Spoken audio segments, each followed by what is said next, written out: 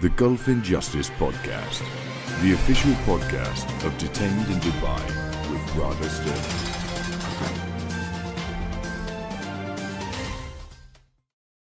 Welcome to the Gulf Injustice Podcast. I'm Radha Stirling, and I'm giving you an update from the lawyers in Dubai who have been representing Billy Hood. They attended the courts in Abu Dhabi today and were told to come back in 6 weeks on the 30th of November. Now, the lawyers have advised me that that can change. It's not installed into the system yet, and as we know, the judicial process is rather random and unpredictable in the UAE. However, what this does show is that the UAE is likely to keep Billy in custody for another 6 weeks.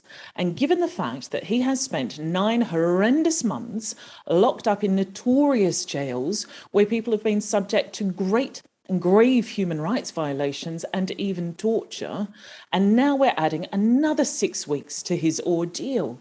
Now, what is this going to do for the family when they find out? Having reviewed the court documents yesterday from the lawyers and their legal defence, it was extremely strong. And it outlined that the Dubai police actually had no evidence against him, apart from a forced confession that he signed in Arabic. Now, at the same time, he also wrote a statement of events of what occurred in a handwritten letter, which I've reviewed, and it's completely contradictory to what the Dubai authorities put in their Arabic statement.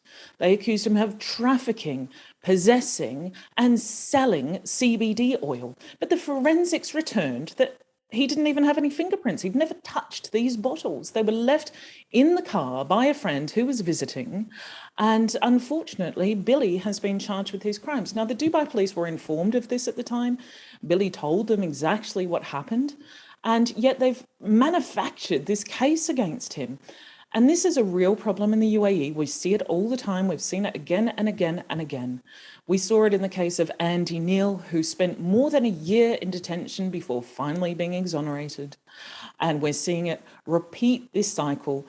And it's just to the point where the FCDO is almost complicit in allowing these kind of abuses. They know about them. We've been raising it to their attention for years, and yet they're doing nothing to put pressure on the UAE to change their practices and processes to protect British citizens. And this is one of the reasons why people like Baroness Whittaker, Andy Slaughter MP, and many other MPs are joining forces to encourage or perhaps even force the FCDO to increase travel warnings to British nationals.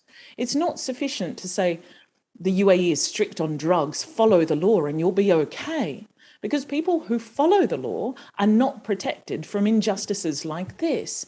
There are so many British citizens who have been wrongfully arrested, forced to confess to crimes where convictions have later been secured against them in 15-minute trials. Perhaps a year later, they're exonerated and released. But what does that do to the individual? What's it doing to Billy? What's it doing to their family with a 25-year sentence hanging over their heads? Now, this is not a way that our allies should be treating our citizens, and it's certainly not something that the British government should be putting up with. Yes, the UAE has invested significantly into the UK recently with promises of billions of pounds, but this shouldn't take priority over the rights of individuals who can end up having their entire lives shattered, ruined, their reputations, their livelihoods. And how long is it going to take Billy, even if he is released in 6 weeks, how long is it going to take Billy to recover from this ordeal? I received a telephone call from someone who was detained in similar circumstances this morning. But he was detained in the 90s, and he said that he is still recovering from the torturous conditions that he was subjected to. It's one thing to be able to be sentenced and to be in prison when you've done the wrong thing, but it's very, very difficult to accept when you haven't done the wrong thing. Now, the Abu Dhabi Appeals Court is in possession of a significant, substantial defence that certainly outlines that the police have failed in their duties to protect people. They've instead thought about themselves and their reputation, their kudos and their financial incentives in deliberately manufacturing a case, as they did with Andy Neal. Now, this is a complete completely unacceptable situation. British nationals should not be travelling to the UAE when, even if they follow the letter of the law, they can still end up in prison. We have Albert Douglas in prison. Now, he has recently come out of hospital after being beaten by prison guards, and this has been raised to the British government. But what are they actually doing? On the one hand, they say that they care about human rights and that they have significant influence in the UAE, but are they actually using it? The family of both parties has in fact taken advice from Queen's Counsel, who have advised that the British FCDO may find themselves on the other end of a lawsuit and that there is sufficient justification to take action against them for almost being complicit in these human rights violations.